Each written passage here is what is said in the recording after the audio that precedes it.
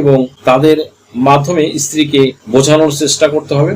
যদি তাতেও কাজ না হয় তবে স্বামীকে আদালতে আশ্রয় নিতে হবে এবং বিবাহ বিচ্ছেদের জন্য একটি মামলা করতে হবে। এই মামলা করার পরে আদালত যদি বিবাহ বিচ্ছেদের রায় দেন তাহলে স্বামীর বাড়ি ছাড়তে বাধ্য থাকবে। ভিউয়ার্স, যদি স্ত্রী স্বামীর বাড়ি না ছাড়তে চান তাহলে কি কি পদক্ষেপ নেওয়া যেতে পারে সেই সংক্রান্ত বিষয় নিয়ে আলোচনা করবো। 1 নম্বরে যেটা আগেই বললাম যে স্থানীয় কাজী অফিসে যোগাযোগ করবে। প্রথমে স্থানীয় কাজী অফিসে গিয়ে স্ত্রীকে বোঝানোর চেষ্টা করা যেতে পারে। কাজী উভয় পক্ষের বক্তব্য শুনে একটা সমাধান দেওয়ার চেষ্টা করবে।